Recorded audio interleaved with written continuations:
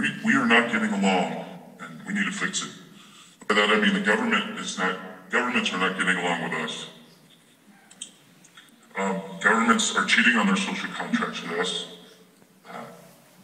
And I'm not just talking about anonymous, I'm talking about people everywhere. Already this year we've seen at least 3 amazing attempts at broad censorship, SOPA, ACTA, and the Trans-Pacific Partnership. With these acts, we've also seen how governments want secrecy, but want none of us to have it. They want to rule over information so that they can control the truth. Because of this, we will strongly generate social criticism. 2012 has already been the year of the info war for us. By that, I mean we're clearly at war for the truth. Governments are keeping it from us, or trying to, and we're slowly chipping away at those systems, and we're getting the truth out as best we can. As Biela has pointed out in other settings, anonymous are the read boys of the internet.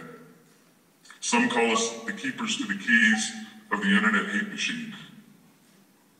Our means don't always honor our ends, but that's okay. I mean, we're chaotic, and I think we provide much needed entropy.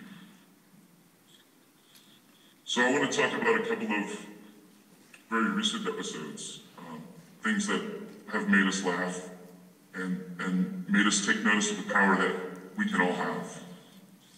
By we, I still mean all of us, not just anonymous. If we band together, I think we can all have a bigger voice and we can demand change. So, 3 days ago, a police officer got our attention online when he said he wanted to come at us with both guns blazing.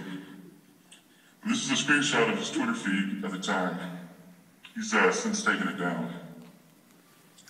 So this kind of violent rhetoric has taken a front seat with us lately, mostly because of Occupy Wall Street and all of the violence and overreactions we've seen from police all over the world in response to peaceful protests.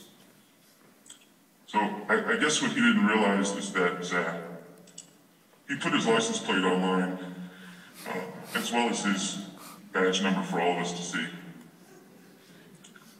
We may have tweeted his station chief's email and phone numbers so that people could call in and voice their displeasure.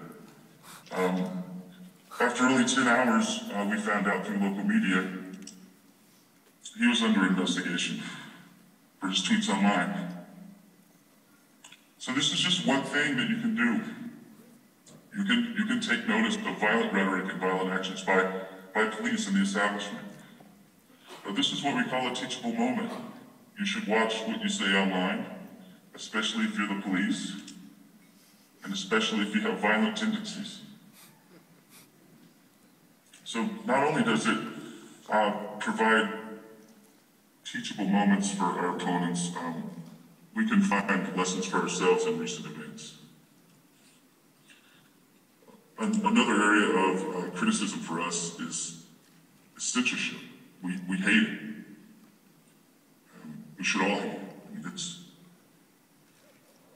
it's a real threat to freedom everywhere.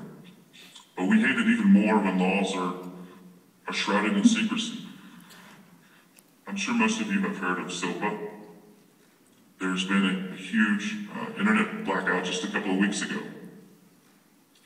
What people are not as aware of yet is ACTA and the Trans-Pacific Partnership.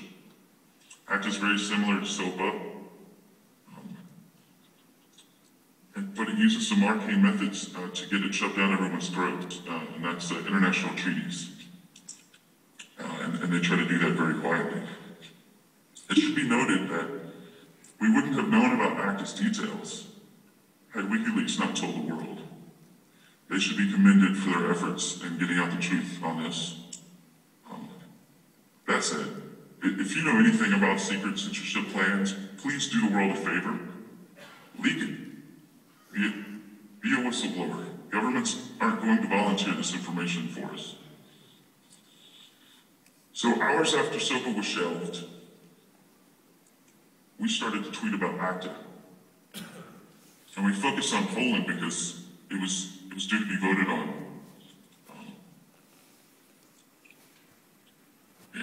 think it was just 2 days.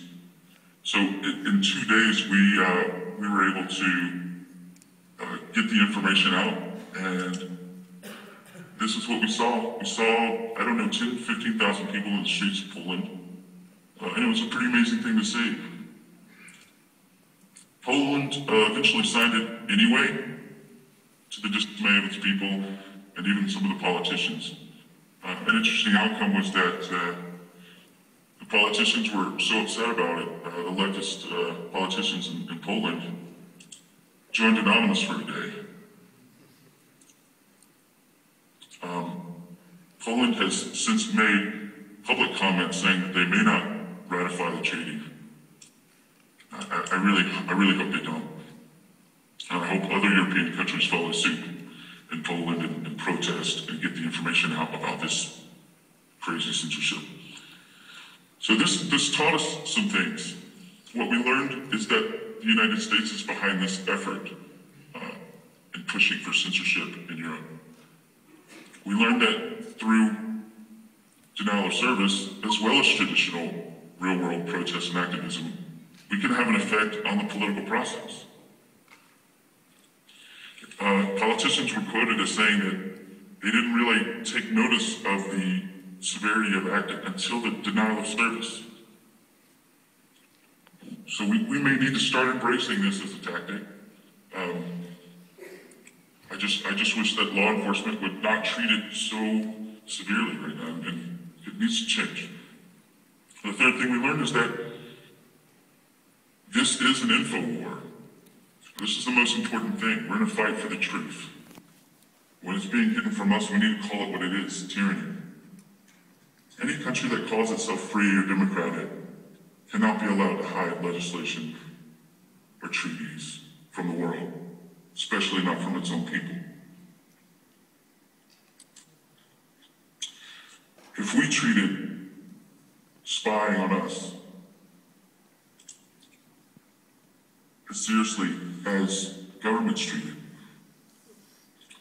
we would be living in a much more free and fair world. When we demand transparency from our governments and they listen, then governments will start becoming more compatible with us. I'd like to encourage everyone here to start demanding transparency. Force the government's hand, leak documents, be a whistleblower. Tell the truth. The world deserves it. Thanks.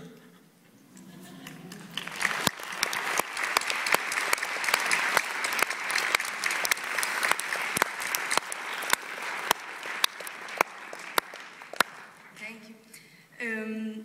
I would say that's because all of you have given a different insight on the concept of anonymity, and we are also really lucky because Anonymous decided to stay with us in the moment of the question and answer. So if we want, we can still ask questions to our anonymous guests.